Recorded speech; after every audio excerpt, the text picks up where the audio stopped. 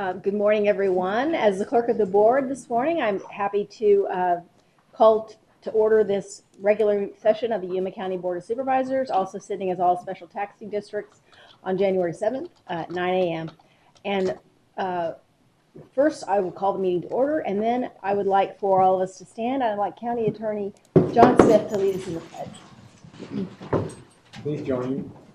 I pledge allegiance to the flag of the United States of America and to the republic for which it stands, one nation under God, indivisible, with liberty and justice for all.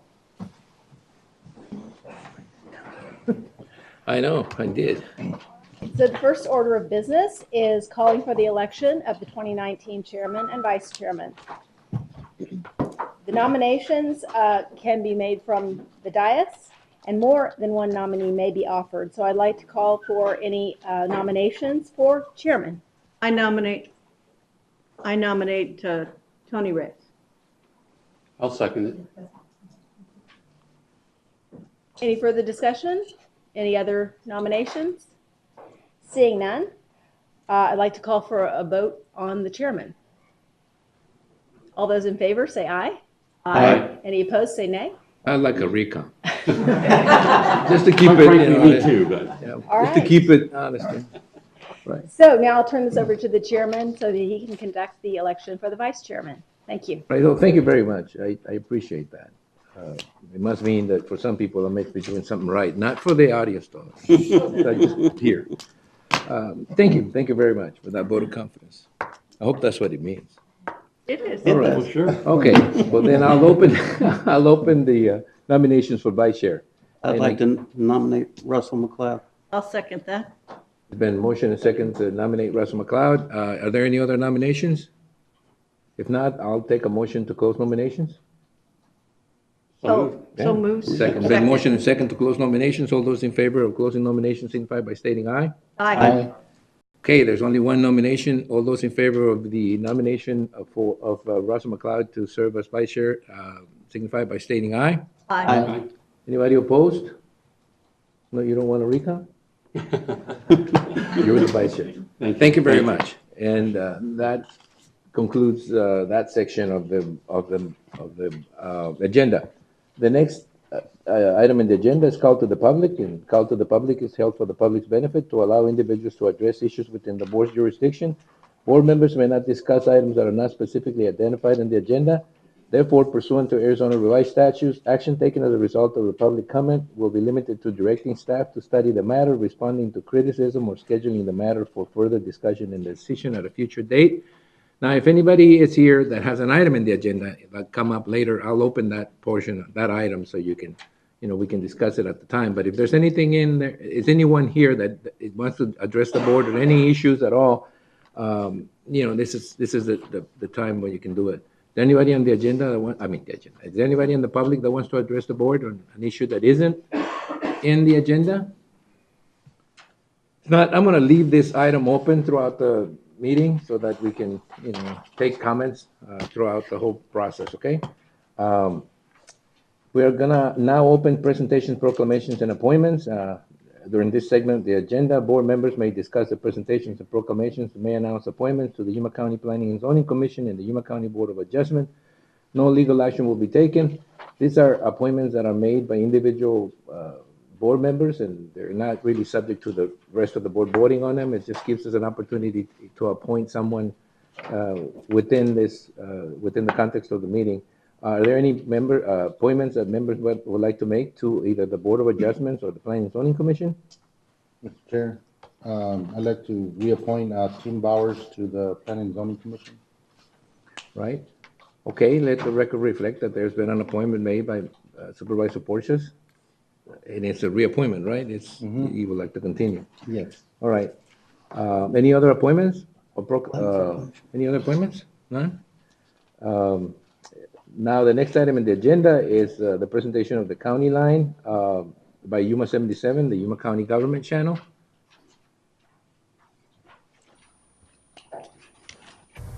Welcome to your County Line 2019.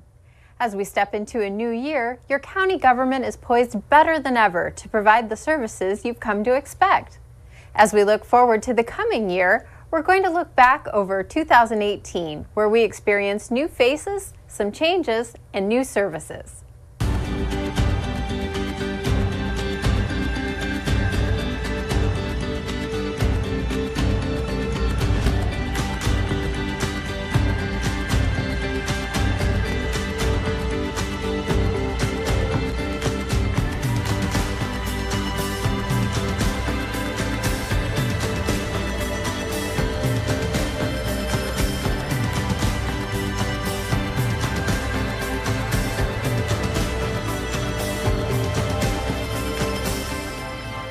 Early in 2018, the Yuma County Board of Supervisors interviewed 3 candidates to fill a vacancy in Legislative District 13 as representative at the Arizona Capitol.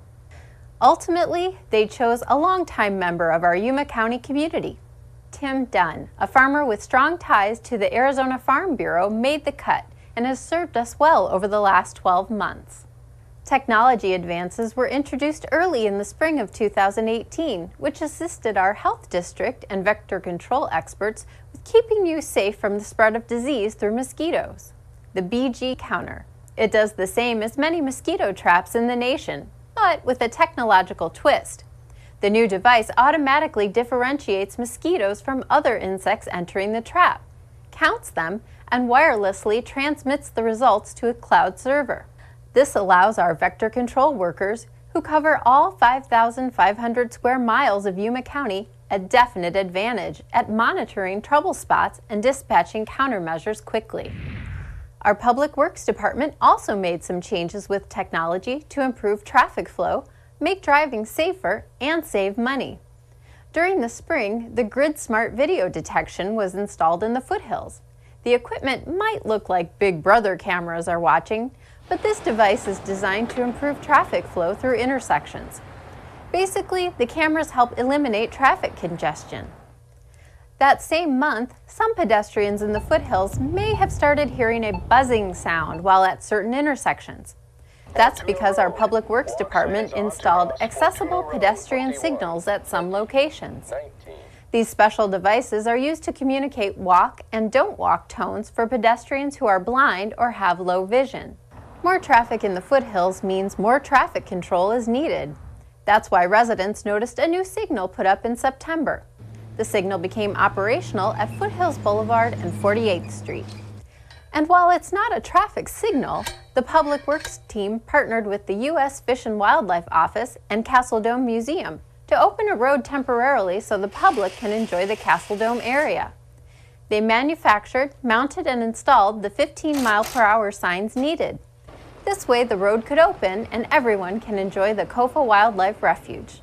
And in the interest of improving safety, managing time, as well as saving money, Public Works began swapping some high-pressure sodium bulbs used as streetlights with newer LED lights. The change is far more cost-effective for a variety of reasons, and the light emitted is far superior for driving conditions. Our elections department is also making changes as technology improves. Last June, they started receiving new poll books, ballot-on-demand printers, tabulators, express voting machines, and a new central counter, all in preparation of the fall election cycle. The equipment worked as expected with minimal issues during the primary and general elections. Last fall, elected officials from across Arizona came to Yuma for the Arizona County Supervisors Association's annual conference. Over the 3-day legislative planning session, 13 proposals were considered by all supervisors. A visit from Governor Doug Ducey and enjoying our community gave all attendees a unique experience and a lasting impression of everything great in the desert Southwest. It's noteworthy to mention that during the County Supervisors Convention, Yuma County's own Clerk of the Board of Supervisors joined all county clerks in becoming the first to become certified. After establishing a minimum knowledge base, all of the county clerks went through a certification professional county clerks program. County clerks have been in existence since organized counties appeared in Arizona. This was the first group to ever receive a qualification standard. Speaking of firsts in Yuma County, toward the end of the year, our Development Services Division oversaw the installation of a new Hawk system on Avenue B. It's a different traffic signal than usual. This one is specifically for pedestrians. The hybrid beacon was decided on after federal standards said a traffic signal was not needed. However, due to pedestrian traffic numbers, the County Board of Supervisors voted to have this new system put into place. As the year closed, Yuma County made history at the state level in terms of leadership. Our own supervisor, Russell McLeod, became the president of the Yuma County Supervisors Association. And Yuma County Recorder, Robin Stallworth-Poquette, became the president of the Arizona Association of Counties, a first where the leadership of these two critical organizations see leadership from the same county. The two of them will work closely, representing all 15 counties as the legislature convenes for the upcoming session. 2018 was a busy year, and those are just a few of the many stories we brought you. We'll continue to cover stories you might be interested in hearing about. And as always, if you have any ideas or suggestions, we love hearing from you. Happy New Year, Yuma County. We'll see you next time. I keep looking for her to do the Vulcan sign with her hands, but she never does it. Anyway, thank you very much for that presentation. And before we go on, it may be familiarity, but I did see a very familiar face for me back when I was first elected. Former Sheriff John Fifth is here, and I guess we're just so familiar. I forgot to introduce you, but thank you for coming over, and it's nice to see you. I know there's many special people, and we will acknowledge them as we, in the good way, in a good way. And we'll acknowledge you a little bit further down in the meeting agenda, but right now we have a proclamation to go through, and we'll proclaim the 45th anniversary of the Industrial Development Authority of Yuma County, and we will present certificates of appreciation to the Board of Directors. Supervisor McLeod, would you please do us the honor of reading the commission? Yes, thank you, Mr. Chairman. Whereas the Industrial Development Authority, IDA, of the County of Yuma was incorporated on January 7, 1974, and whereas the IDA was incorporated to develop trade and encourage manufacturing, promote industrial and commercial enterprises to locate in Yuma County, and to finance the acquisition, installation, construction, and leasing of pollution control facilities in order to preserve the health and welfare of the citizens of Yuma County. And whereas the IDA has been instrumental in bringing numerous new businesses to Yuma County over the past 45 years, thereby improving the economy through its ability to offer project financing through industrial development bonds. Now therefore, Marco A. Tony Reyes, Chairman of the Yuma County Board of Supervisors, hereby enacts this proclamation in celebration of the 45th anniversary of the Industrial Development Authority of the County of Yuma. Thank you, Supervisor. I have a list of people here, and I don't know all of them, but I'll mention them anyway and see if they're here. Cody Beeson, is he here? Yeah, Well, there he is. Back. I didn't see him. You were the first one that confused me because I didn't see you anywhere, and you were out there standing. Adam Hansen and Josie Robles. Oh, she's Right there. All right, and the IDA board members that acknowledge. Yeah, Bill Greaser. Gresher. Hey, look, Gresher. I've only known you for 30 years, so I can mess up your last name. Thank you, Bill. You do me a favor, will you? Everybody will, if I mention your name and you're here, would you come up here so we can present you with the proclamation? Sandra Navarrete, is she here? Yes. Yeah, there she is. Mark Hensberger. Yep. There you go. Ron Rice. And Paige Weisenheimer Jr. There he is. Weisenheimer? Yes. Meisenheimer? Meisen. It's Sylvia Gunderman. Did she ever make it? She didn't, she didn't acknowledge. No? Anyone else from the IDA board related to the IDA board? Could you please come up here in front?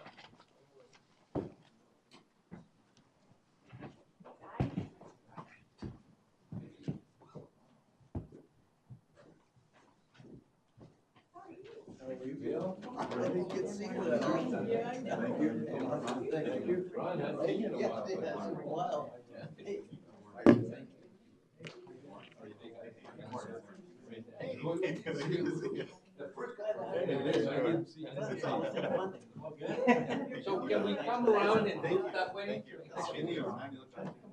Perfect timing, 45 years exactly. Stay there. Squeeze it.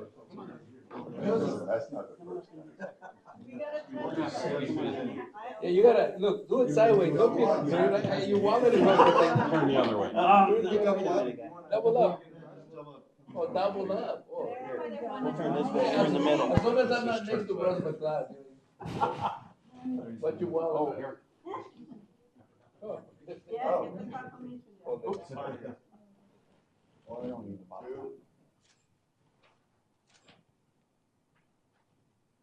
is a little uncomfortable. You just grabbed me. That's it, Barbara got it, yeah. Okay, thank you. Who's gonna keep it? Joseph. Okay, thank you very much.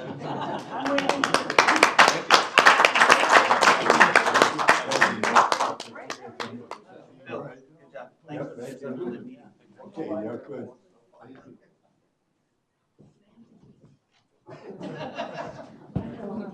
I wish I could say the check's in the mail, but, You can say it. yeah, I can say it, but. Mr. Chairman, I would like to say that we do have certificates for each of the board members. We are looking for them right now, and so we will either hand them out today or we will put them in the mail to each individual for a With the government certificate of shut down, we're appreciation. experiencing right now, some of the things. Oh. Gotta Please. play some. That's No, bad. guys, really, thank you very much. Your service is appreciated. It is, really. Thanks, guys. You know, some of these things that are done through, government doesn't really do them. It's people like you that makes them happen. So thank you very much for your service. All right. Bill was just waiting, sending up to see if there was anything else coming, but Thanks, guys. thanks, guys. Thank you. Bye. Happy New Year. Next item in the agenda is the consent calendar. The following items are listed under the consent calendar and will be considered as a group and acted upon by one motion with no separate discussion unless a board member requests that in that event, the item will be removed from the consent calendar for separate discussion and action. We have items 1 through 9. Wait a minute, another page. Yeah, 1 through 9. And are there any items that any board member wants to pull from the consent calendar? Pull number 3, I believe. Number 3? Okay, poll number 3. Is there any other discussions? Any other items that you would like to separate for discussion? If not, then I'll entertain a motion to approve consent calendars item 1 through 9 with the exception of number 3. So moved, Mr. Chairman. Is there a second? Second. It's been motion and second to approve consent calendar items 1 through 9 with the exception of number 3. Any discussion on those? No? Okay. All those in favor of approving consent calendars item 1 through 9 with the exception of number 3 signify by stating aye. Aye. Anybody opposed? Motion carries. Item number 3 is for county administration. It's the action to distribute $7,253.68 in community program funding from the Quechan Indian Tribe, Fort Yuma, to the Yuma Community Food Bank. Chair Martin, President and CEO of the Yuma Community Food Bank, will be present. She is. Must be there. And Council Member and Vice President Virgil Smith will be present too. Yes. There you go. All right, then. Who pulled it up? Okay, would you guys come up, please? And we'd like to, acknowledge one thing. We do this a few times, sometimes 2 or 3 times a year, and it's always a pleasure to do it.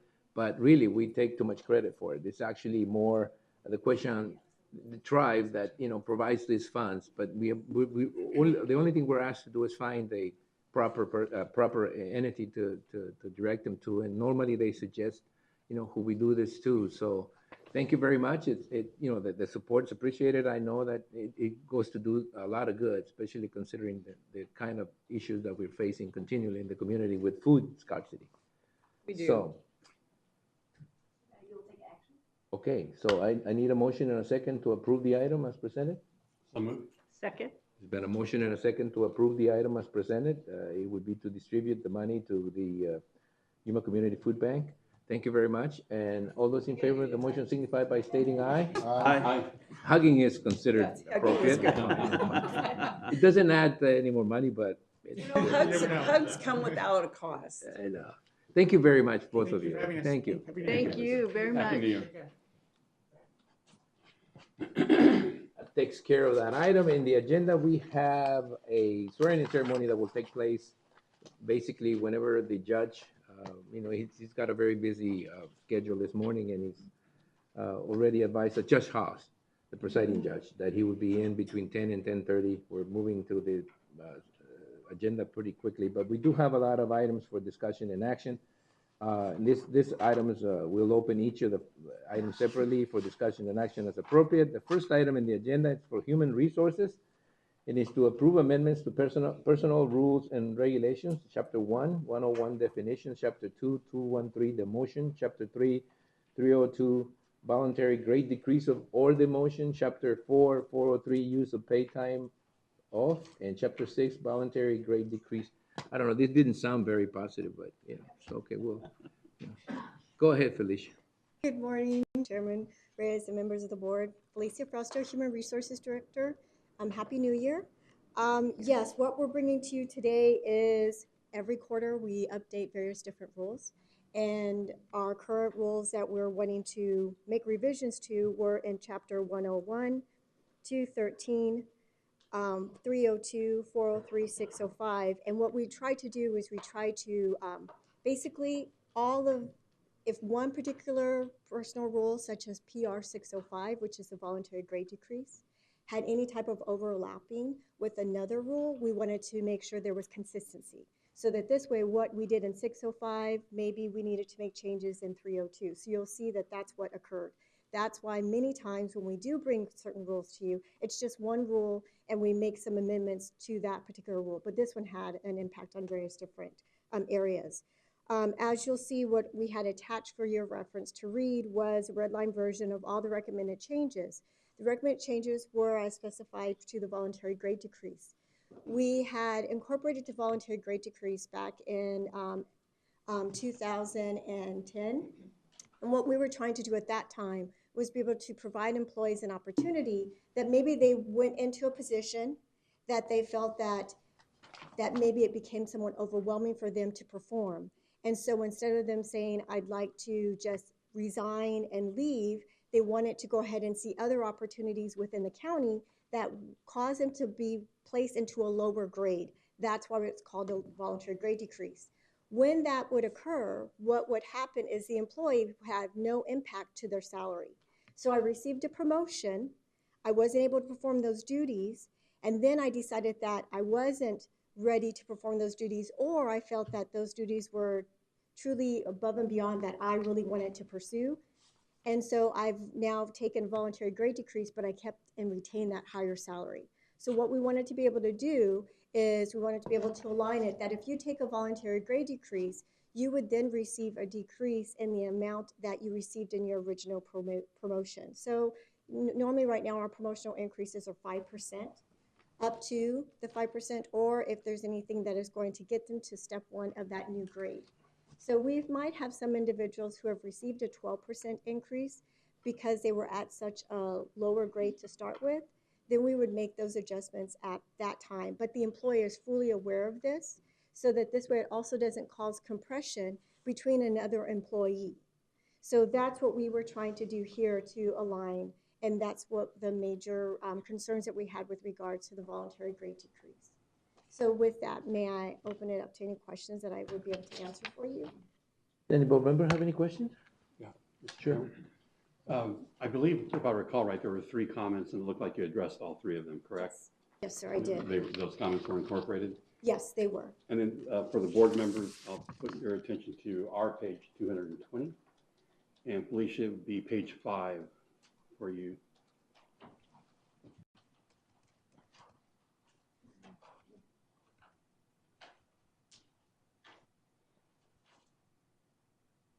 Number 4, probation.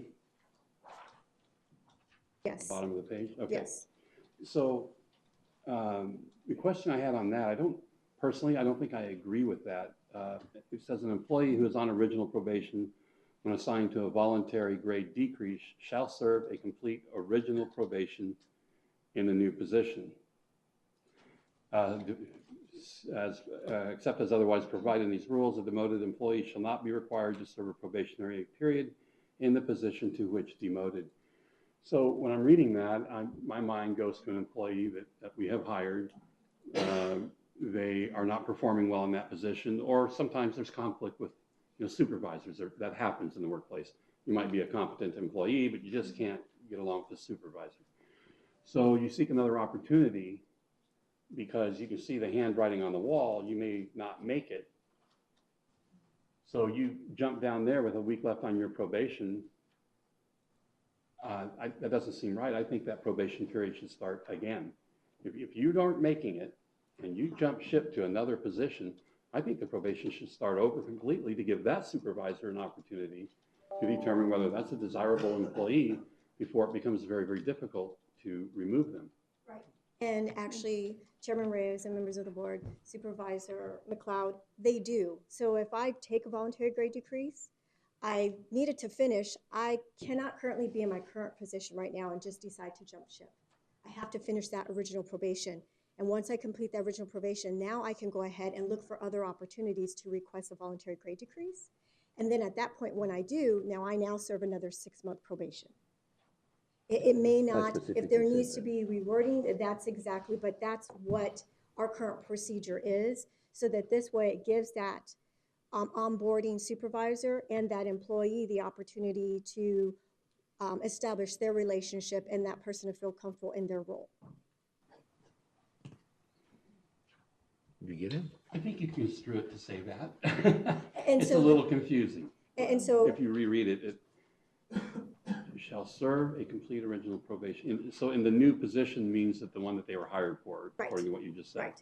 Because we sometimes do have individuals who have, as you said, onboarded as a new employee, and then they decide, okay, this is not what I want, so I want to go work for somebody over at the assessor's office. I agree with you. It says that in very plain English. That's why it was so hard to understand. Thank you. You're very welcome. It happens. Yeah, you see where I got off. Yes, to, no. I agree with you. Understand. I think it does say that. Thank you. All right. Any other comments? Do you want to take them one at a time and get them approved one at a time? Or is there a general? I would be happy if it was approved like that. I believe the way that the recommended motion is that if it could be approved, as for Chapter 101 definitions, and this way it has everything stated there. And if this way there would be fully clarification as to what we've made amendments to. Anybody else have any other questions? Any other questions? No? Okay, Mr. Chairman, I'll make a motion that we approve amendments to Personnel Rules and Regulations, Chapter 1-101, Definitions, Chapter 2-213, Demotion, Chapter 3-302, Voluntary Grade Decrease or Demotion, Chapter 4-403, Use of Paid Time Off, PTO, and Chapter 6-605, Voluntary Grade Decrease, as shown. Is there a second to that motion? A second. Then motion and second to approve item 1 as presented. Any discussion on the item? Any further discussion on the item, I guess? No? All those in favor of the motion signify by stating aye. Aye. Aye. Anybody opposed? Motion carries. Thank you, Felicia. Thank you. Your second. Darren? I did. There. Thank you. The vice chairman is now serving as the second secretary, recording secretary. That's why. I always keep my own notes. Public Works. The next item is Public Works. The Board of Directors of the Prado Estates Improvement District number 97-10. We're now serving as the Board of Directors of Improvement District number 9710. And it is, the item is to adopt resolution number 2019-01, awarding the contract to Yuma Valley Contractors Incorporated as the lowest and best responsible bidder in the amount of $720,657.29 for construction of the district's new sewer force main connecting to the City of Yuma lift station at the terraces. And B, direct the superintendent of streets to publish the notice of award 2 times in the Yuma Sun, making a copy to the winning bidder. Good morning, Mr. Chairman. I have a question, sorry. Sure. You have a This might question? be for legal. Can we approve this without opening number 3, or should we open them both together? Because this doesn't work if we don't approve number 3.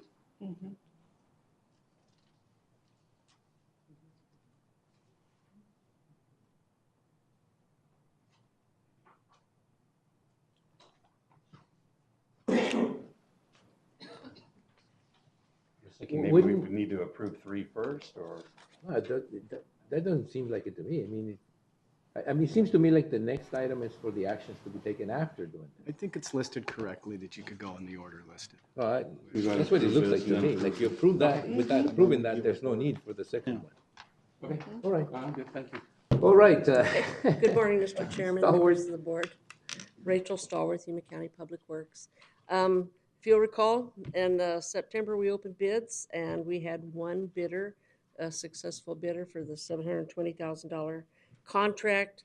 At that time, we did not receive the letter of concurrence from rural development. It took us a couple of months to achieve that. Once they presented that, then we can issue the notice of award, and that's what we're asking for at this time. Now, when we publish the notice of award starting Thursday, it's a 15-day period that provides anyone that wants to object to the notice of award to provide their objection to the board at that time. And then if there are no objections, then it will, within 20 days, the contractor will sign the contract and we'll move forward with the notice to proceed after we've met with rural development on that. If there is an objection, I'll be back here on February the 20th to ask you to overrule whatever objections are received so we can proceed that way. I know this is gonna sound like partly a joke, but rural development isn't working. You do realize that, right? It is. But I'm sorry. It's not operating. Rural development is one of those agencies right now. that is closed right now. So what happens do you have to get approval from them to actually approve the bid? Yes, we do. So that means that the timing They could- provide the grant funds and everything, and but normally we had hoped that we'd receive that letter of concurrence for us to issue that award, which would have been at the next meeting in September, but it did not happen. But we're at the point where we can do so now. the next meeting in September? Previously, it Previous. should have happened at We the should have next had meeting in previous. September. Yeah, at this So, point, we're now in I guess what I'm February. getting at is we could do all the things that we need to do and follow the procedure, but you still have to wait for RD to We give do. it a final. Yes, sir.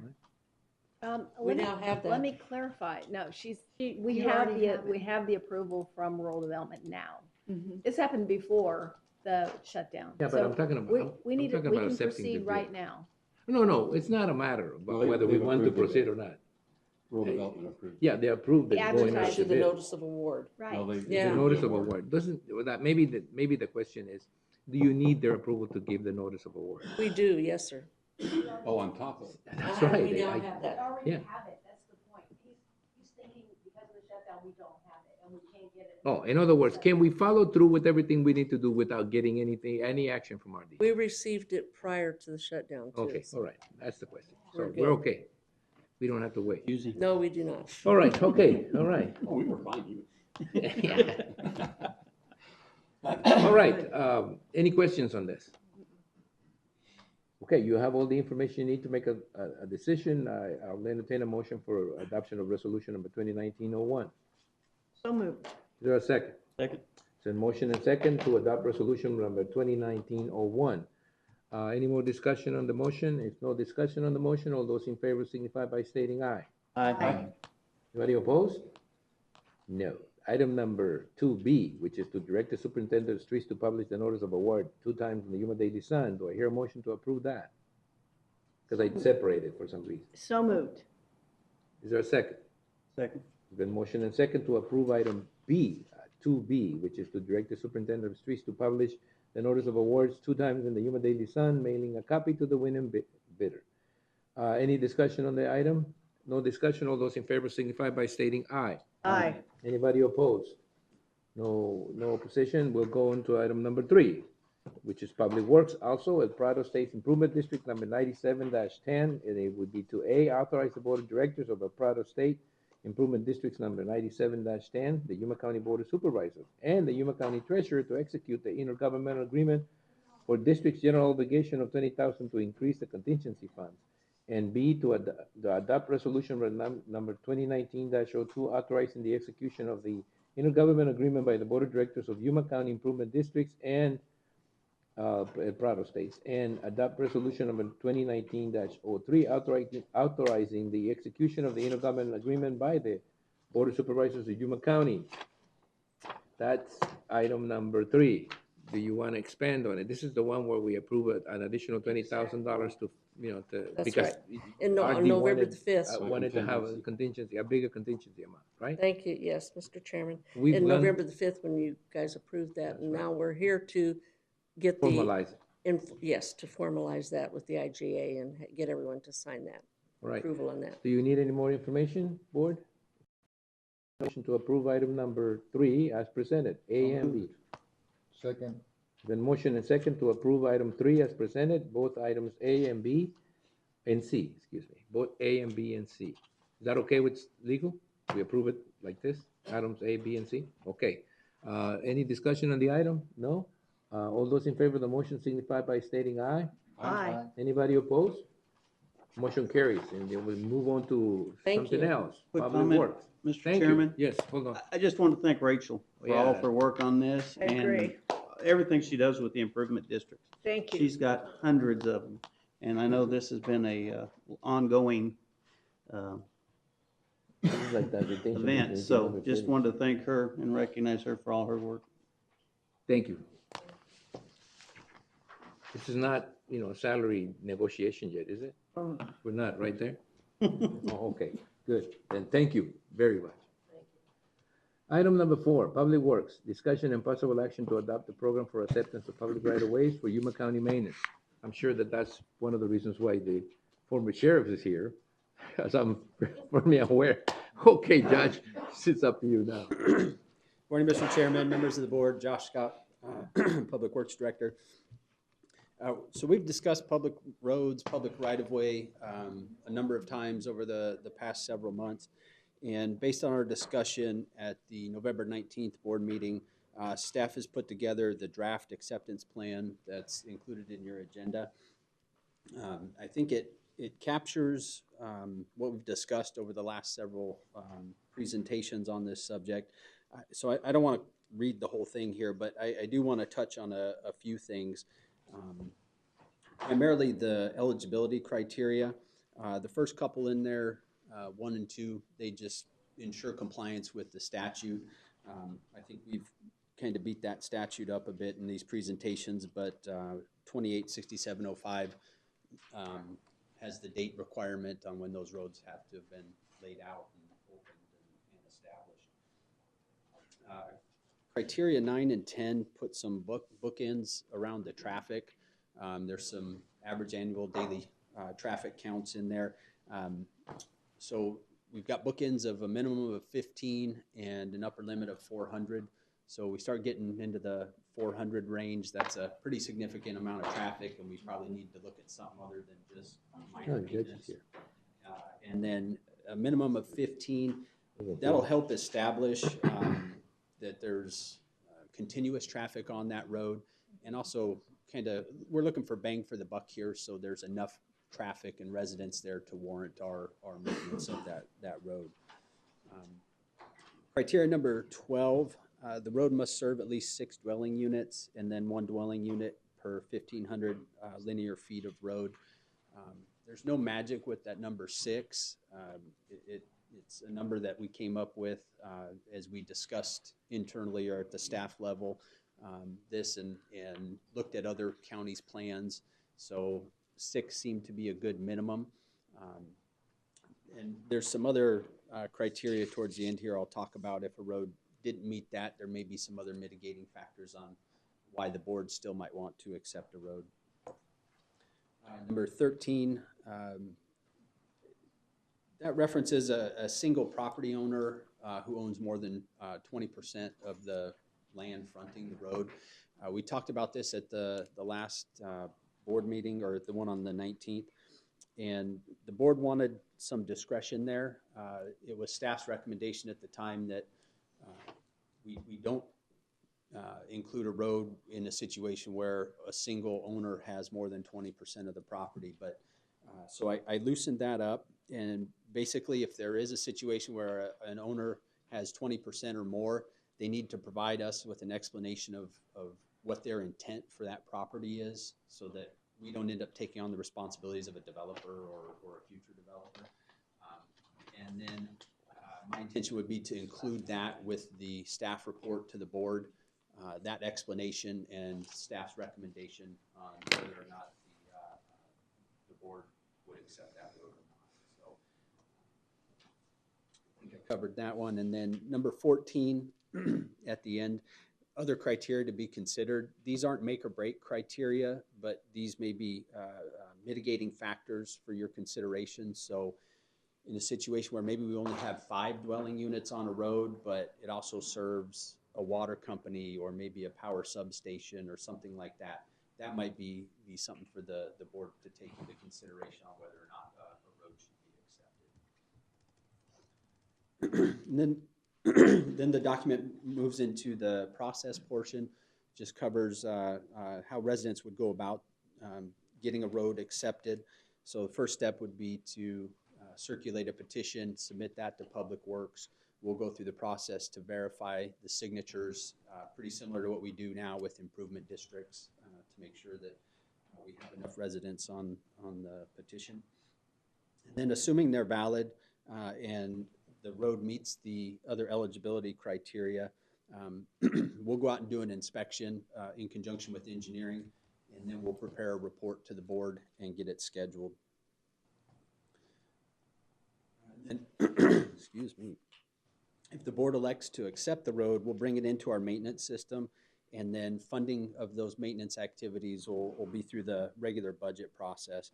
And there's a piece in here too. If a road is eligible to be posted as a primitive road, we'll do so at that time. Posting as a primitive road, it's a liability protection, just putting the public on notice that it's not a regularly maintained surface, but it doesn't necessarily limit the maintenance we can do on that road. And if the board rejects a petition, there's a 1-year kind of cooling off period before it can be reconsidered, just to prevent the back-to-back applications on these things. Then we have a little bit in here on what residents can expect, just to manage expectations. So what types of activities Public Works would undertake on a particular road. And then at the last presentation, I also suggested we cap the number of miles we bring in on an annual basis. That'll allow us to kind of ramp the program up. I've talked a little bit about the number of miles we can handle before we have to add a greater route, acquire new equipment, possibly hire additional staff. So if we kind of take this in steps, we'll be able to plan and acquire that equipment, make sure we budget for additional staff if need be. So there's a little bit in there. And also a reduced mileage that first year, just to let us kind of work out the bugs if there are any, and see how we react with our existing staff and equipment, and how much more we can really take on. And then a final disclaimer there at the end that maintenance is subject to budget appropriation, and that the board has the ability to discontinue funding maintenance activities at any time, again, just to manage expectations. So this, for residents who come in and ask for maintenance on a gravel road or a dirt road, this is one of the options I would provide them, along with information on an improvement district, and then the residents could make a choice on which route best fits their needs and their desires. I mean, if they want it, sidewalks or street lights or something like that, obviously the improvement district route is the better option. If it's just minor maintenance, on a dirt road or one that they don't want improved, then this may be the better option. Josh, thank you very much. I'd like to thank you and your staff for doing so much work. I mean, obviously, it's, when we try to do something like this, there's always the law of unintended consequences, which means that, there's something in there we didn't think of. You covered a lot of ground in here to make sure that we don't get asked questions. Everything is on, well, most everything that you can think of is already here as part of the, the rules and regulations to be followed. And I'd be remiss if I didn't mention the fact that both Darren, Supervisor Simmons, and Supervisor Porches and Lynn, when they came in, there was a lot of focus on getting back to doing a lot of improvements, and they stuck to their guns, and I think in some ways that's been very good for the residents of the outlying areas in Yuma County, and I think they should be proud of the efforts that you guys put into it. And I hope it helps at least to the point that, we can have people understand the limitations that we have. It's not a lack of desire. There's a lack of funds at the beginning, but I think, we're trying to put those two together, a little bit more funding and a desire to go out and do more things for the residents in the outlying areas. I hope that all the regulations, I mean, not regulations, but all the standards that you put in here does not mean that there's going to be some instances where maybe something does not necessarily fit, and you left us enough leeway there to consider that as part of our process of accepting some of these unimproved roads and being able to solve some of those problems. I really appreciate the support of Supervisor McLeod because their district is not necessarily as rural as some of ours, and then that's what happened. The majority of this particular situations happen. So thank you very much. You covered a lot of ground. I know the wheels of government sometimes seem to move too slow, but there's a reason for that. This kind of government entity. It's always bound by a lot of restrictions from the state. So I appreciate all the ways that you guys found to get to what we want and what we need. So thank you very much. I have a couple things. Sure. Supervisor Reyes, I agree with the chairman. As I read through this, it was very, very thorough, very well thought out. And I appreciate that. Also, there is significant cost to the increases in maintenance that the board has approved over the past year. And just as a matter for the public, these funds didn't come out of the general fund, what you might think of as your property taxes. The county administrator took a look at the overall budget and worked with development services to move funding from engineering over to public works in order to facilitate these additional road maintenance costs. So I applaud you for that move. That does mean there's shortages in other areas, but they're managing through that, I think, very well. And for the board, I had one question on this. Josh, I appreciate your thought on not having these things come back to the board, but I guess I'm getting a little jaded, or a little government is creeping into my thinking somehow. Annually seems to me back to back. So I don't know, what is the board, I was thinking, every couple of years. I mean, if you reject it, you really want it back the next year. If there isn't much, there isn't much. But I think, having it once a year allows us to sort of see how it's working type of thing. So maybe later on when, you think it's too often, once a year? It seems like it, because if the board rejects it, there's a reason. The board has said, well, we don't want to do it, and there's this particular reason. And then does that reason change over a 1-year time span? Who knows? Maybe the reason. I mean, it's not. Maybe the reason. I don't want to die on the hill. I just wanted to bring it up. That's right. We wouldn't know what the reason was. So it could be a reason that can be handled in a month or 2 or 3. Some change that we want. So we want them to come back. I mean, there could be a reason where we say no, but if you do this, bring it back to us. And Mr. Chairman, point well taken. Yeah. If the other optional funding comes. Yeah, there could be some. There could be something that the applicant could solve in less than a year. Yeah, what I envisioned was kind of maybe there's an obstruction or something like something that could be why taken we care wouldn't of. take it in, but it would Well, give you the consider residents that, sure. a year to address it. And you can come back. Kind of Yeah, thing. okay, I'm good. Yeah, great job. And just want to thank you again, Josh, because like I said, what a lot of people see, I mean, you're probably the most visible aspect of what people see being done by the county, are the roads, because everybody uses them every day. And it's, I know I've heard nothing but good things coming from the public, and I really appreciate how the roads are being upkept and taken care of. So keep up the good work to all your people. Happy New Year. Now let's get this approved. Yes, Mr. Chairman, please. If Is you're there happy a with it, motion if to there's any approve? suggestions. Oh yeah, I'll make a motion we gotta to go left approve. on this. I'll make a motion to approve. Now second. Then a motion, a second to approve the new policy for acceptance of unimproved public right away. Is there any discussion on the item? No? All those in favor of the item signify by stating aye. Aye. Anybody opposed? No? Okay, fine, thank you. It passed, thank you. Thank you, Josh. Okay, it's a step in the right direction. Let's move on to item number 5, which is clerk of the board, action to appoint members of the Board of Supervisors to the following boards and commissions for calendar year 2019. These two are the items that we need to approve as a board, right? I think Susan lost it right there somewhere. Susan? These are these the items? Very nice. Well, I tried to, I waited, gave it, a I was little bit of consulting time, with maybe. my, I thought maybe the silence would make it turn around, and say, what's going on? But she didn't. So these are the two items, item 5, that we have to approve as a board, correct? Yes. Okay, And- so that's well, why they're and then listed the as. Five and like that. six. Five is the board as a whole, 6 is the chairman. Ooh. Chairman appoints. Oh. All right, well then let's approve item 5A as a board. Western Arizona Economic Development District Board. That board has not been very active. I don't remember attending one of the meetings as of a year or two. But just in case it gets back to that, we're really focusing a lot on economic development. So there's a slim chance that will become a little more active now that there's a lot more focus on that. You served there, right? Yeah, I serve there. Yeah. So is there a motion to approve the chairman serving on the Western Arizona moved. Economic Development Board? Second. There's been a motion and a second to approve the appointment of the chairman to serve in the Western Arizona Economic Development District Board. Any discussion on the item? If not, all those in favor of the motion signify by stating aye. Aye. Now, on item B, which is the Yuma Metro, anybody opposed? Sorry, I'm always reminded by legal that I've got to ask that question.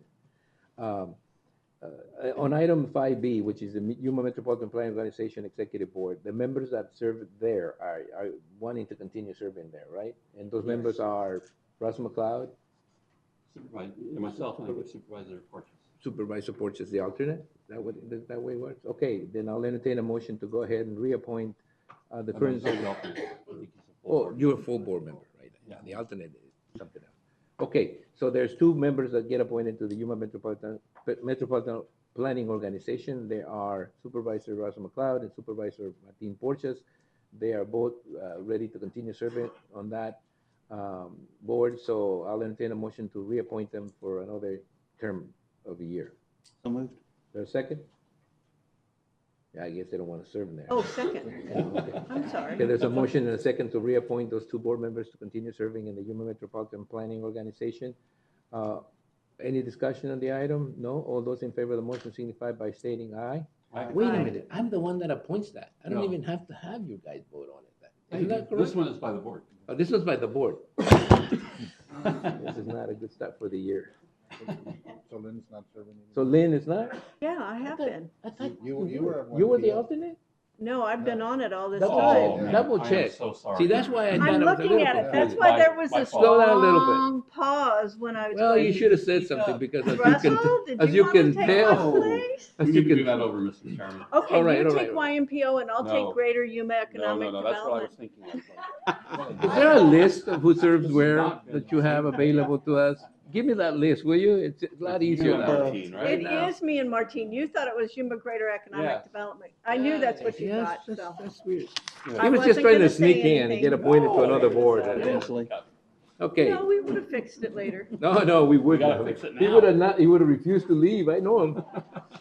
Well, see, what I was gonna All do right, is he so- was gonna serve on Mr. Chairman, YMPO. since I voted in the affirmative on that, I would move to reconsider number 5. Let's reconsider number 5, okay, guys? Thank you, Martine. Motion to reconsider number 5. All those in favor of the motion? 5B. 5B, thank you. So moved. Motion to reconsider 5B, it's been made by Supervisor McLeod, who voted in favor of the motion, seconded by Supervisor Simmons. We are now taking a motion to reconsider 5B and do a reappointment. All those in favor of reconsidering 5B state so by saying aye. Aye. Anybody opposed? Motion carries. Is this how they do it in the Chairman, I judiciary? nominate No? Supervisor Pancrazy and Supervisor Porches. Thank you. All right, so now we got the right members being reappointed.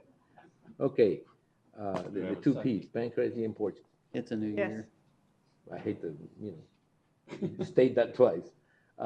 Okay, so there's been a motion and a second to reappoint members Pancrazy and Porches. Any discussion on the motion? Not, all those in favor of the motion signify by stating aye. Aye. Anybody opposed? Okay, you've been reappointed. The next item is item 6, and I've been asked to open item 6. There's someone in the public that wants to say something, Mr. Wilcox? Yes, thank you. Okay, and, so we will allow you. We're opening 6, right? So you said 6 and 7, so, My comments go to both. all right. May I be heard as to both? Sure. A Good morning, everyone. Thank you for having me and thank you for entertaining my comments. I'm hopeful that I can spark a conversation or a debate on something that we can all agree upon.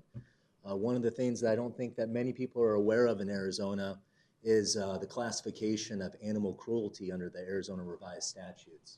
At its most, animal cruelty is a class 6 felony as I understand it. This is something that needs to change. I think that when we're talking about giving tools to prosecutors and to law enforcement officers, the tools that we give them oftentimes begin with the laws that we enact and how they are crafted. And the idea that intentional or knowing animal cruelty could only be a class 6 felony, I am sorry to say this is a legislative oversight. It is unacceptable and it needs to improve. I look at your calendar currently that's before you as to bullet point 6 and 7 and some of those subparts. You are about to appoint people to committees to work on legislative priorities, county priorities. You are about to develop a possible talking point memorandum as to legislative priorities, county priorities. Here are the priorities as far as punishment of animal cruelty that I would like you to consider. Animal cruelty, when it's intentional and knowing, should be prison mandatory. It shouldn't be probation available. Animal cruelty should not be, when it's intentional and knowing, only a class 6 felony. Animal cruelty should be an available offense that when someone is convicted of it, a dangerous nature enhancement, which is the intentional infliction of serious physical injury or the use of a dangerous instrument, it should be prison mandatory and subject to a higher statutory enhancement of offenses. This will allow our law enforcement, our prosecutors to have more tools in how they interact in the prosecutions of these cases. A class 6 felony gives our prosecutors no ability, in my opinion, to pursue many of these cases that involve intentional and knowing animal cruelty to the punishment that it really deserves. I'd also point out to you, and I would like you to consider as you intend to appoint members to boards and as you will be working on legislative priorities at the state legislature, that one of the sub-definitions within the victim rights statutes affords neighborhood associations victim rights status, and that's good, and that's something that should occur. Within the neighborhood association victim rights status or standing, there's a sub-definition that extends it to only certain crimes. If you were to lobby our state legislature and you were to include animal cruelty within that subset of definitions to which neighborhood associations would have standing to advocate on behalf of victims, individuals or associations like HSOI could interact under that neighborhood association standing provision, appear in court, be heard for the voiceless, and attempt to get justice for these animals that are subject to animal cruelty. I know I'm talking a lot about details. I would like to put together a memorandum for you to consider, both as whoever is appointed to these boards or in the future interacting with you individually. This is so important. We need to give organizations status to be heard in court when there are animal cruelty cases, because that gives a voice to the voiceless. And one of the great things about our community, one of the great things about the great state of Arizona, is that there is the Victim Rights Amendment. There is the Victim Rights Statute. And this is something that we can build upon by extending the same rights to organizations who represent victims of animal cruelty. I thank you for your time. I thank you for your consideration. I think that this is something as a community we can work towards a better understanding, more awareness, more exposure, and take action in 2019. Thank you so much. You're welcome. Mr. Chairman. Mr. Katz, do you have the statute that you're referencing? Do you know what that is? I think it's 132910. However, let me bring it back up on my phone. It might be 2810. No, it's 13-2910 ARS. Okay. And at its most, it's a class 6, as I understand it. And obviously, if I'm incorrect on that, please correct me. But I think we can work together as a community and really improve this situation on a few different levels through a well-crafted statute and well-crafted enhancements. Thank you. Thank you, Mr. Katz. Thank you. And again, I mean, that comment would probably, no, thank you. I'm just gonna make an internal comment that, those people who get appointed, those supervisors, not those people, the supervisors get appointed to the legislative, committee, affair committee and so forth, would probably be best, to kind of do a little more research and continue with that process Sure. if it's the feeling of the board, okay? Mhm. All right, then thank you again for your comments, and we'll move on to item number 6, which is the chairman will appoint board members to serve on the following boards and commissions for calendar year 2019. First one is the Chamber of Commerce Legislative Affairs Committee. I think it's Lynn, Supervisor Pancrase, and Supervisor McLeod as an alternate. Okay, you get reappointed. Chamber of Commerce Transportation Committee. I think that is Lynn. Yes. Supervisor Pancrase, you get reappointed to that. County Supervisor Association Legislative Policy Committee. I think it's also Mr. McLeod and Ms. Pancrase. Is that Yes. correct? So you get appointed to that. And the Greater Yuma Economic Development Corporation, I think that's the one we tried to appoint Yeah, members right. to a while ago and got the wrong one. So it's Supervisor Porches and Supervisor McLeod. And on the next one, which is the Local Emergency Planning Committee, I didn't get that far. Supervisor Simmons is appointed to that. And the Western Arizona Council of Government Board, I'm appointed to that, and I have Supervisor Porches as my alternate. And on the Yuma Resource Water Management Group, this is also Supervisor Pancrase and Supervisor Simmons. And they're in that water management group, and the Yuma Crossing National Heritage Area Corporation. Now, who's in that one? Supervisor Pancrase. Supervisor Pancrase. Well, you can always tell who's the busiest supervisor of all. So those are the appointments that need to be redone. I am hereby appointing all of you to serve on those boards in that capacity. All right, the next one is the county administrator discussion, and we're trying to move this along so we can get that swearing-in ceremony as quickly as possible. Is everybody here that is going to get sworn in? Yeah. Judge Nelson is not here yet. Oh, just Nelson, okay, so, all right. Then we'll go on to county administrator discussion and possible action regarding local, state, and federal legislative priorities in relation to the development of talking point memorandum. Is this in preparation for our trip to DC and Yes, sir. in early March, isn't it? Early March. Paul? Good morning, Mr. Chairman. Melcher. Paul Melcher, Director of Economic Development and Intergovernmental Affairs.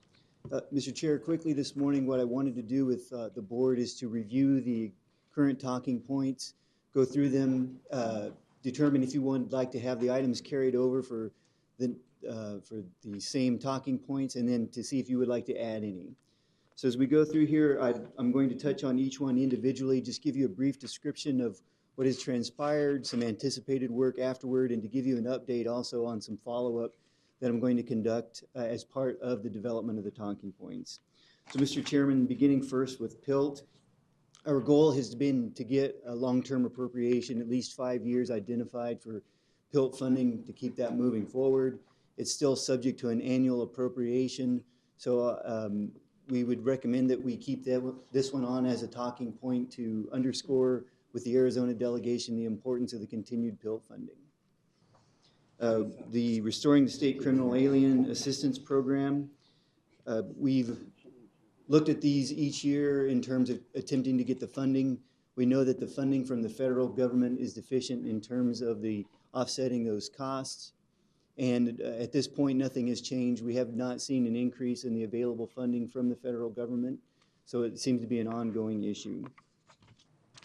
For H2A, I provided an alternative sheet for you for review and discussion. As you'll recall, as part of the board, we adopted the original talking points in March, but in November, through the work with the Florida, Virginia, and Arizona, specifically in Yuma County Farm Bureau, we adopted some new talking points in relation to the H2A. We expanded the concept to not only include that reasonable right to return, but we included additional points to make the overall program better. I've made some outreach to determine if any of these had been addressed so far, but I would like to propose that we include the bottom talking points that are more germane to that NACO resolution, then go back over and just have the talking points to the reasonable time of return. For the over-inspection of trucks in the San Luis Port of Entry, Again, that's the follow-up that I'm conducting, is to determine what the impacts still are in terms of the over inspections and to keep that as a talking point, area of focus. Before you move on from that one, although the focus that we've given any issues at the port of entry has been trade, and normally we're talking about trucks and so forth, there's an issue that's becoming more and more urgent in the border, and that's the crossing times. It's never been as bad as it is right now.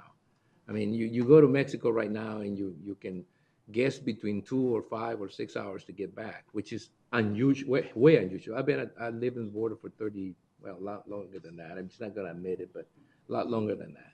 And this is the worst it's ever been, by far the worst it's ever been. And I do that quite often. So we need to find a way to try to, in some way, point out the difference between legal crossing and illegal crossing, and why the actions that the federal government has taken to prevent illegal crossing is having a very detrimental impact on the regular crosser that crosses the border. If you read the article in the Yuma Daily Sun about San Luis and the revenues and the decrease in revenues, it all points to the same thing. It is becoming increasingly difficult for people who have a legal way of coming to this country to do so.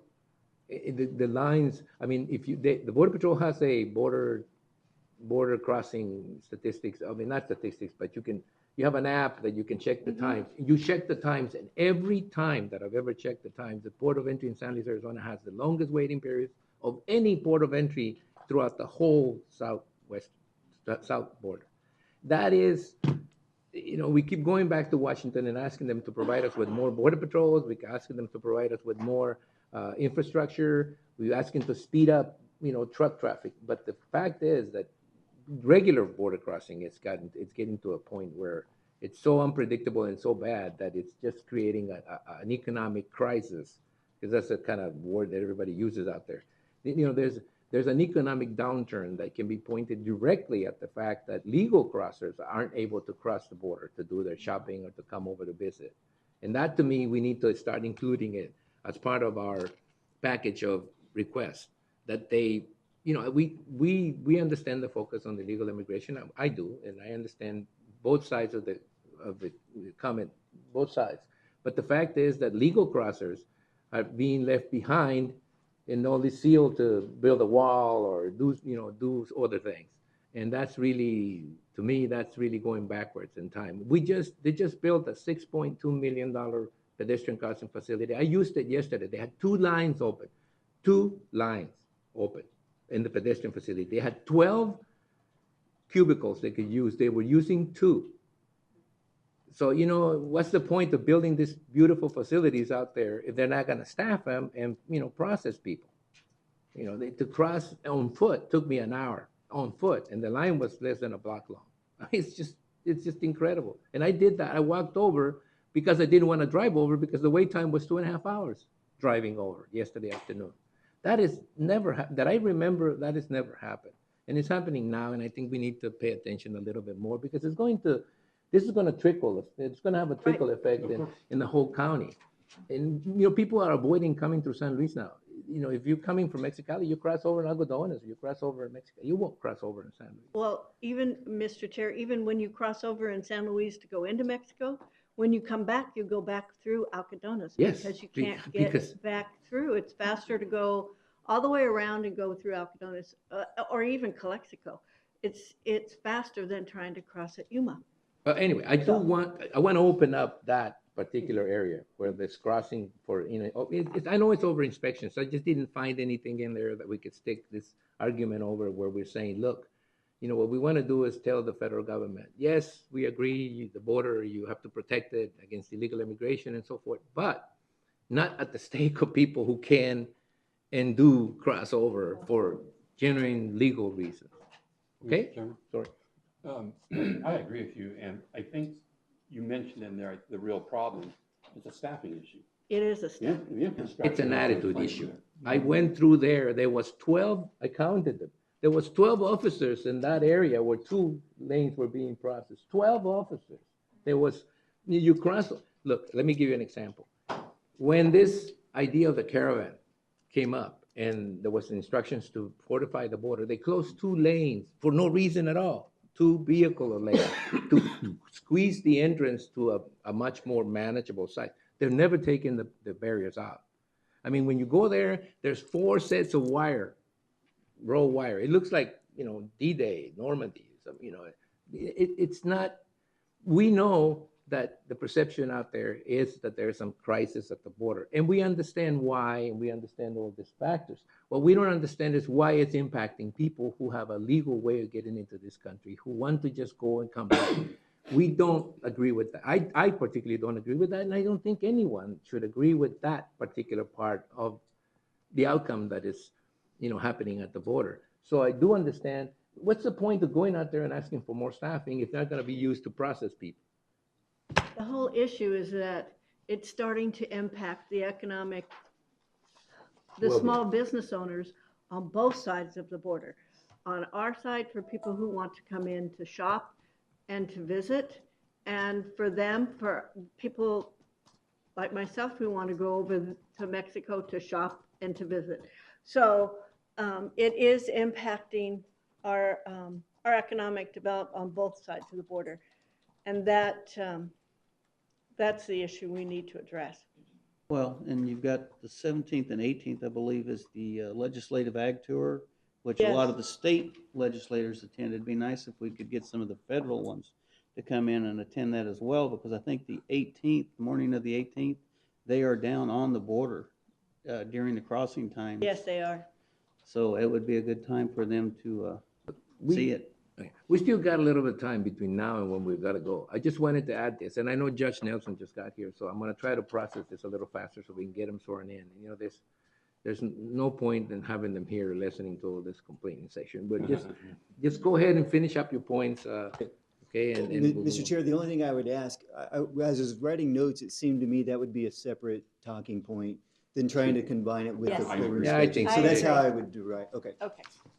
Just to So get that. coordinate with the city of San Luis, which I think will give you plenty of talking points about their problems.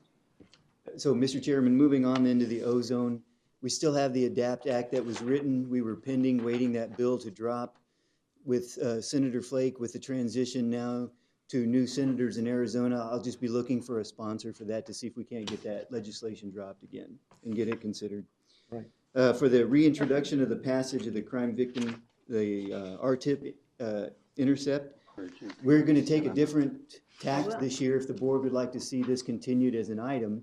As we know that there was previous legislation proposed, what I'm going to do is revamp that, rewrite it so it can be handed out and given to say, this is how easy this could be to get it going again. Rather than just advocating for somebody to take it up, really give them the tool to be able to take a look at it and to be able to go and run with it and see what kind of sponsorship we can get on that bill.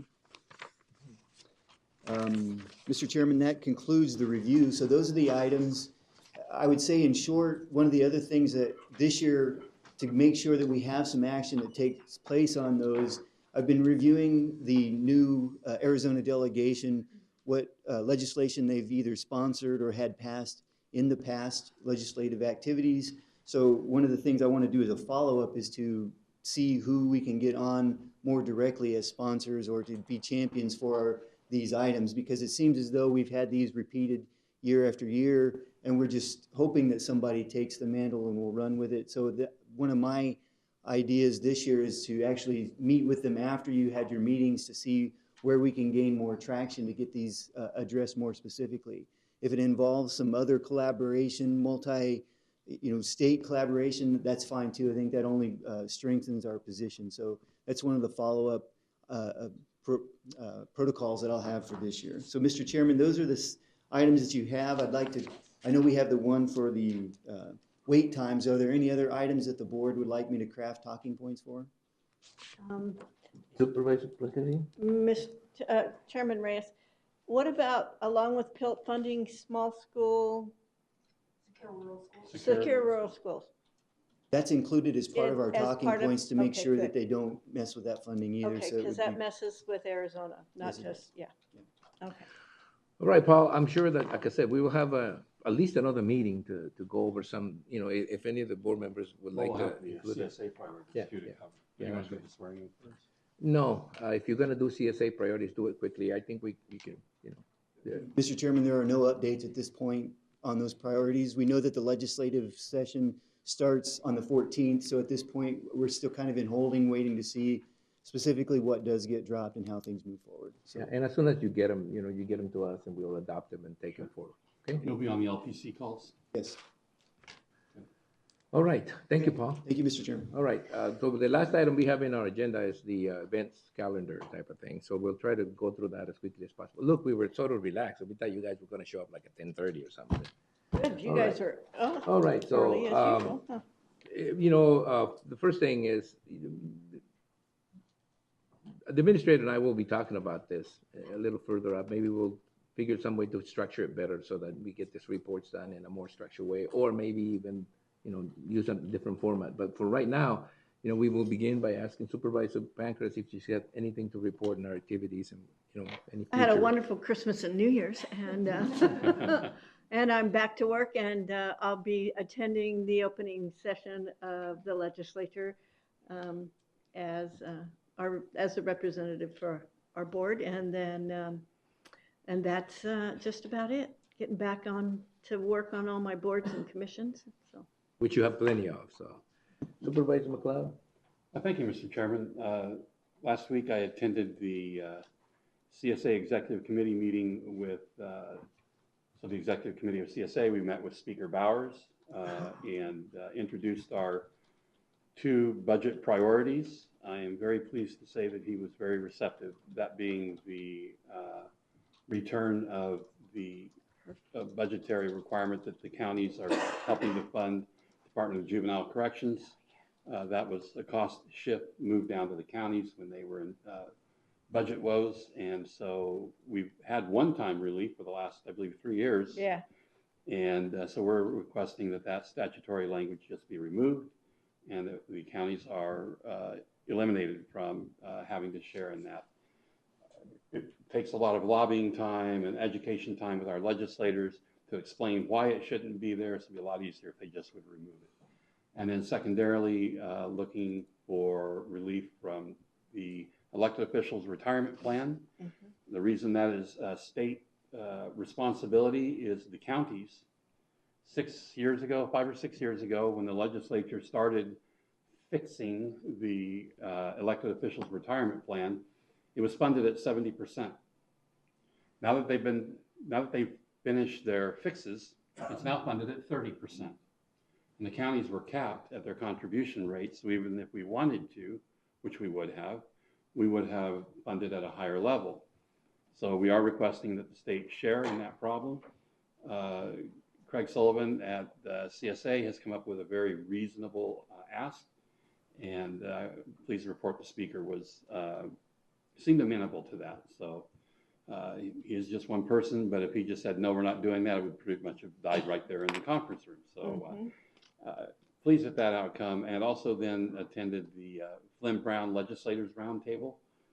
There were a number of new legislators that will be sworn in, and so we had an opportunity to meet with them and educate them on some of our priorities. So also, as CSA president, I will be flying to Washington, D.C. this week, along with Craig Sullivan, the executive director, and we'll be meeting with the other state association presidents and executive directors. So it'll be a busy week.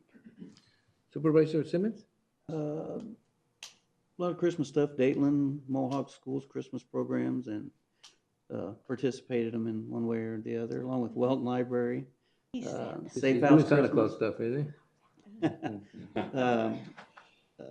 Safe House Christmas program, which was really nice. They've got a good little program over there. Had a meeting with some residents in the foothills that are wanting to start I guess you would call it a cleanup committee. A group of them are wanting to start hitting different areas and doing trash patrols, trying to get everything cleaned up out there. And they were wanting to know what the county could do to help them, which, like I said, we're instituting.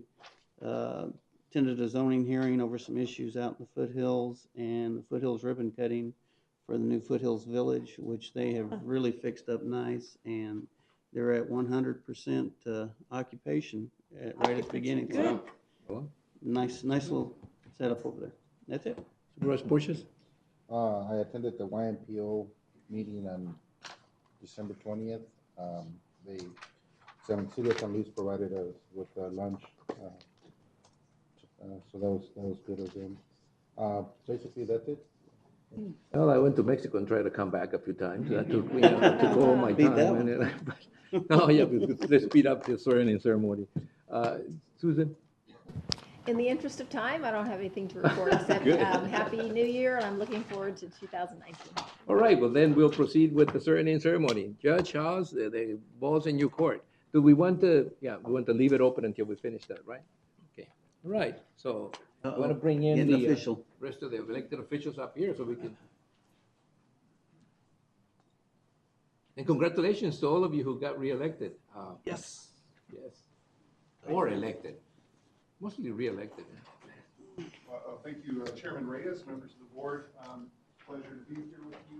Do this swearing in. I guess we're going to start with the Superior Court judges. So all the Superior Court judges that are here, would you please come forward? Put on your robes so it looks all right, yeah. And I would note that if an official is not here, they have executed the required oath of office. Well, I think if you get one to be on the hearing. Judge. Over here. Over here for the camera? Yeah, let's. There you, turn around, yeah, there you Don't worry are. about it, I mean, it's okay. Hi there, how are We you? used to slap people, but we don't do that anymore. Very good to see you. All right. Paul, I see you all. Where's the hat? This is Judge John Paul Plant, Judge Larry Kenworthy, and Judge Roger Nelson. And, if you would raise your right hand and repeat after me. I state your name. I, Do solemnly swear do solemnly swear that I will support the Constitution of the United States that I will support the Constitution of the United States and the Constitution and laws of the state of Arizona, and the Constitution and laws of the state of Arizona, that I will bear true faith and allegiance to the same that I will bear true faith and allegiance to the same, and defend them against all enemies, and defend them against all enemies, foreign and domestic, foreign and domestic, and that I will faithfully and impartially that I will faithfully and impartially discharge the duties of the office of Yuma County Superior Court Judge discharge the duties of the office of Superior Court Judge according to the best of my ability, according to the best of my ability. so help me God. So help me God. Congratulations. Congratulations.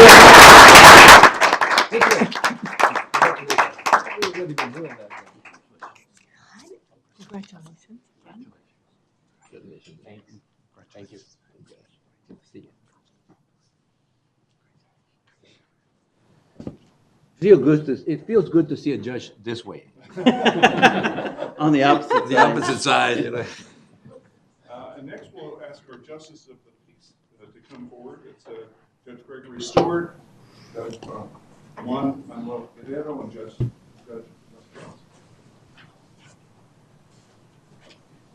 Morning. Right, please raise your right hand. Repeat after me. I state your name. I, Gregory Stewart, Do solemnly swear do solemnly swear that I will support the Constitution of the United States that I will support the Constitution of the United States and the Constitution and laws of the state of Arizona, and the Constitution and laws of the state of Arizona, that I will bear true faith and allegiance to the same that I will bear true faith and allegiance to the same, and defend them against all enemies, and defend them against all enemies, foreign and domestic, foreign and domestic, and that I will faithfully and impartially and that I will faithfully and impartially discharge the duties discharge the duties of the office of Yuma County Justice of the Peace, of the office of Justice, Yuma County Justice of the Peace, according to the best of my ability, according to the best of my abilities. so help me God. So help me God.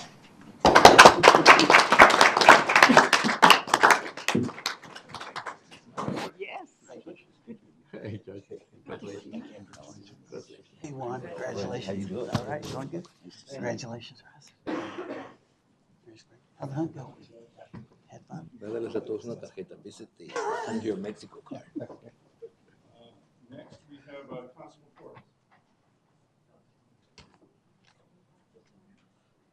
Just one constable, huh?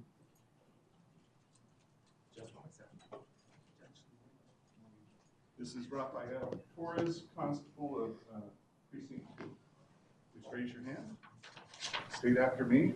I state your name. I, Rafael Torres, Do solemnly swear do solemnly swear that I will support the Constitution of the United States that I will support the Constitution of the United States and the Constitution and laws of the state of Arizona. and the constitutions and laws of the state of Arizona, That I will bear true faith and allegiance to the same that I will bear true faith and allegiance to the same, and defend them against all enemies, and defend them against all enemies, foreign and domestic, foreign and domestic, and that I will faithfully and impartially and I will faithfully and impartially discharge the duties discharge the duties of the office of Yuma County Constable of the office of Yuma County Constable, according to the best of my ability, according to the best of my abilities, so help me God. so help me God.